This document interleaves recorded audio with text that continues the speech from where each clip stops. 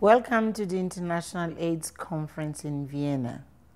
I'm sorry that I could not be there myself, but I wanted to send you this message on a topic that I believe is incredibly important: the fierce, urgent battle to end HIV/AIDS in our children. Let me be clear. When one child dies needlessly, it is a shame on all of us. When one child dies needlessly, it represents a dereliction of duty among our leaders. When one child dies needlessly, it creates a tragic ripple that will harm our world for generations to come. In the 21st century, no person can tell us that we lack the medical, financial, and intellectual tools to prevent children from dying needlessly from HIV/AIDS. And yet they do, every day, and in astonishing numbers. Globally, 2 million children are living with HIV/AIDS. 1.8 million of them are in sub-Saharan Africa. In sub-Saharan Africa, only 35% of HIV-positive children that need ARVs are receiving them. Without intervention, the risk of parent-to-child transmission of HIV is 20 to 45%. With intervention, it is under 2 to 5%. But in 2008, less than half of all pregnant HIV-positive women received drugs for prevention of parent-to-child transmission. I strongly believe that the most important thing we as adults can do is ensure that our future generations prosper. When I travel to schools, I look around at the leaders of tomorrow: the girl who will be president, the boy whose imagination will invent a completely transformative technology, the next Gandhi, the next Mother Teresa. Children are strong. Give them just a half chance and they will survive. They will flourish. But nobody, not children, not adults, not even the strongest person on earth or the most resilient child, can beat HIV/AIDS without the proper medicines. It is our duty to ensure that every child receives a fighting chance, and that is why I agreed to join the campaign to end pediatric HIV/AIDS, or CEPA, and serve as the chairperson of the CEPA Leadership Council.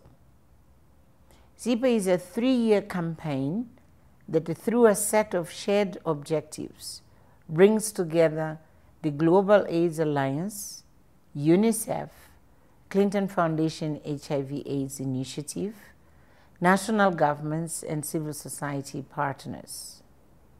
It focuses on overcoming policy and implementation bottlenecks to scaling up prevention of parent-to-child transmission and pediatric diagnosis, treatment, and care programs in 6 countries with a staggering number of children who live with HIV/AIDS, which are Tanzania, Kenya, Uganda, Zambia, Nigeria, and Mozambique. CEPA is a response to the unacceptable reality that in developing countries, hundreds of thousands of infants continue to become infected with and die from HIV each year. And the majority of pregnant HIV-positive women still lack access to the services and commodities that they need to protect their own health and that of their children. We must focus our efforts on ensuring that life-saving medications reach all children who need them. We must also ensure that our health systems are strong and fully resourced with the capacity to provide care and treatment to all who need them. Okay? Progress is being made, and I'm heartened to see that this issue is beginning to take hold. My friend Tony Lake, the new head of UNICEF, is making pediatric HIV/AIDS a major priority. I was excited to see the Global Fund to fight AIDS, TB, and malaria roll out their new Born HIV-Free campaign. But we must do more than this. We must monitor the allocation of global resources. For example, how many money coming into the region is earmarked for prevention and treatment, and how much is specifically earmarked for pediatric treatment. We must ask how much of that money actually gets to the ground. We must monitor national health budgets to see how much money is earmarked for children. We must monitor national health targets and hold our governments to their promises. And we must train more pediatric practitioners, nurses, and social workers to provide care specifically for mothers and children with HIV/AIDS. A focus on children has been an important part of my life's work. As a mother, as a teacher, as someone who has been involved in the struggle for human rights, as president of the Foundation for Community Development, as the chair of Gavi, I've always kept the well-being of children everywhere close to my heart.